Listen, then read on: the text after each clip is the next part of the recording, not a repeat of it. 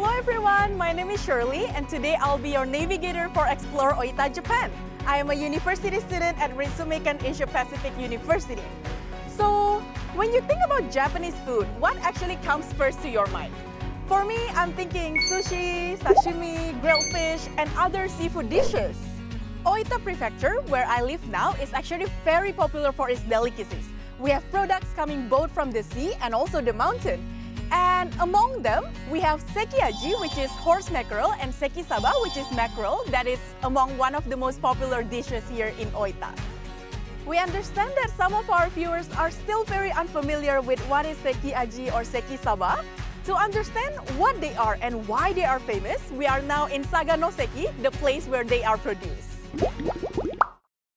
So this time we asked Mr. Takase of Saganoseki branch of the Oita Federation of Fisheries Cooperative Association to tell us more about sekiaji and sekisaba.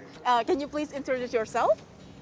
はい、私は大分県漁協佐賀関支店で働いています高瀬と言います。今日はよろしくお願いします。よろしくお願いします。はい、関アジ関サバは、実は魚の種類の名前ではなくて、佐賀関の漁協が持っている商品の名前になります。大きく言うと5つのルールを、守ったものだけが、関アジ関サバという名前が付けれます。Ah, that's so cool. So what are those 5 rules? はい、1つ目はですね、釣る場所に秘密があります。佐賀関の漁師さんが釣る場所はですね、この佐賀関の半島の、関崎半島ですね、関崎半島と、対岸の愛媛県の佐田岬という場所があってですね、豊後水道と呼ばれる場所の中でも、特に潮の流れが速い場所で、私たちは早水の瀬戸と呼んでいる場所があります。そこで、釣ってきてくださいというのが1つ目のルールです。で2つ目がですね、誰が釣ったものかというのがあってですね、釣って、関アジ関サバを釣ることができるのは、佐賀関の、漁協に所属をしている漁師さんだけに、なります。さっき言ったですね、場所が潮の流れが速い場所なので、その場所で佐賀関の漁師さんが一本釣りという漁法で釣ってきたもの、というのが2つ目のルールになります。3つ目は、釣る時に使う道具ですねに秘密がありまして、ですね、佐賀関の漁師さんは巻き餌といって餌を巻いて釣るという行為は禁止をしているんですけども、釣る時にはですね疑似餌と呼ばれる、ルアーですね、ルアーで天然の魚が食べてる餌を真似してですね、騙して釣るという、ルールがあります。で餌をまかないので、資源を守るためとかですね、あと餌の強い匂いが魚に移らないようにというので、鮮度保持とですね、資源保護というところの2つを守るためにそういった餌の制限を、しております。で4つ目がですね、つら買いという取引の、時に行われる買い取りの、方法になります。でつら買いというのは、先ほど言った佐賀関の漁師さんが漁を終えた時に船の生けすに、魚を入れて帰るんですけども、必ず生きた状態で持って帰ってきてくださいというのをルールにしています。で、その持って帰った船がですね、ここの浮桟橋に着くんですが、中には生きた魚が入ってます。で、それに、漁協の職員で買い子と呼ばれる、役職の方がいるんですけども、その人が船に乗り込んで、船に泳いでる魚を上から見て、網ですくって大体の大きさを、出します。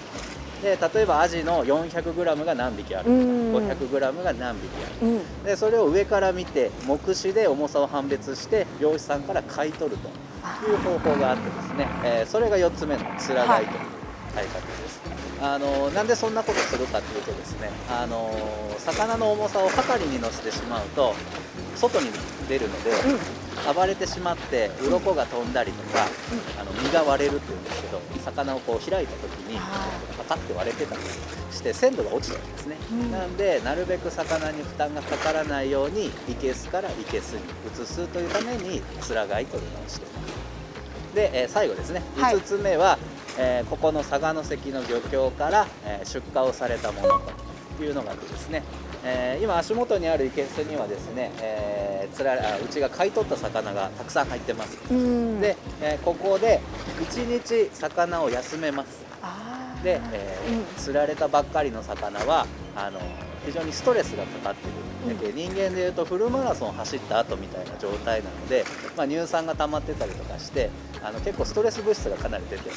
なんでここで1日休ませてそういった乳酸とかストレスを抜いてあげればうまみが魚の美味しさがぐっと上がるので、そういったものを1日ここで休ませます。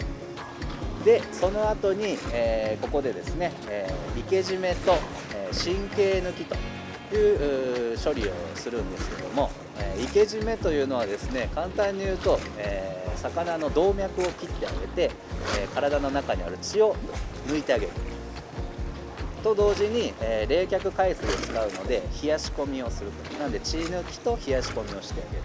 で最後に神経抜きといってですね、魚の神経をこうすりつぶすような締め方なんですけど、そうすることによって魚の死後硬直をする時間が長く、取れますので、死後硬直するまでの要は身が柔らかい状態を保つことができるというような処理をして、で最後に関アジなら関アジのシール、関サバなら関サバのシールという証明のシールを貼って、初めてマアジマサバが関アジ関サバという商品の魚になることができます。Oh wow, that's such a detailed and interesting explanation. Thank you so much for explaining it to us. ありがとうございました。We went to Seki Aji and Seki Saba direct retail stand, which is located near the fishing port. It seems like you also sell a lot of processed seafood products here. はい、ここはですね、荷さばき施設に隣接している直売所になります。で、ここはですね、関アジ関サバを使った加工品とかが置いててですね、普段鮮魚もあるんですがない時もあります。で、加工品が、関アジのフライとかですね、関サバのフライ、あと琉球っていって大分の郷土料理、魚の漬けですね、切り身の関アジの琉球、関サバの琉球、あとブリの琉球なんかもあります。あと干物で関アジの一夜干しっていう、商品もあったりとかですね。一応これ全部ですね、刺身で食べれる鮮度の魚を、加工場に持ってってますんで、鮮度は抜群のものを加工しています。で臭みがないのが特徴だったりですね、魚嫌いのお子さんとかも喜んで食べれるような、商品になっています。ここはですね、どちらかというとお土産を売ってるような場所になるんですが、魚関の町内ですね、近くに関アジ関サバが食べれるレストランもありますので、ぜひ行ってみてください。I would love to go. 食べたいです。行ってきます。A 1-minute drive brings us to Amabe no Sato, Sekiaji Sekisabakan. Across Route 217 is the beautiful Shiraki Coast. On the first floor, we have a souvenir store selling seafood and processed products from Saganoseki. On the second floor, there is a restaurant called Shiraki Kaigan no Restaurant. Here, you can taste the fresh Sekiaji and Sekisaba. So now please welcome Mr. Kudo from Shiraki Kaigan no Restaurant. Yoroshiku onegaishimasu. So I'm wondering, when is the best time to enjoy Sekiaji and Sekisaba? 関アジに至っては夏ですね。暑い時期に旬を迎えます。関サバは冬です。特に2月から3月ぐらいにかけてが一番美味しくなると思います。And what is the best way to eat Sekiaji and Sekisaba? もう純粋にお刺身が一番美味しいと思います。刺身ね。こちらが関サバのお刺身です。こちら特に青魚が苦手という方でも食べれるぐらい生臭くない身のコリコリした食感の美味しいお刺身に出来上がってます。朝取れたてです。こちらが佐賀関で取れたお魚の盛り合わせなんですけども、関アジと関サバと関ぶりっていうブランドも存在するんですよね、佐賀関に。それの食べ合わせなんで、今どれも美味しくなっていってます。ちなみにサザエも佐賀関で取れたものです。ぜひご賞味ください。Oh wow, they both look very delicious. I'm very excited to try. Itadakimasu. So now we're trying the Sekisaba. Let's see. You can see like the fish is very transparent and it's also very fresh. This is just freshly caught in the morning. So let's try this. Mmm. It tastes very different than like the other sashimi that I've tried before because this is very freshly caught, so it's like it's not fishy at all, and like the taste is very unique and it's very chewy as well. Okay, so the next one that we're trying is called sekiyaji. As you can see, the skin of sekiyaji is a little bit different than sekisaba, the one that we just tried before. Itadakimasu. Because the meat is a little bit thicker, so you can really taste the meat of the fish, but both of them taste fantastic. And now we're going to try a new one, which is called sekiburi, or in English, this is called a yellowtail fish. So as you can see from the colors, it's also very different because this one looks very red compared to the other two that we just tried before. Okay, let's try it.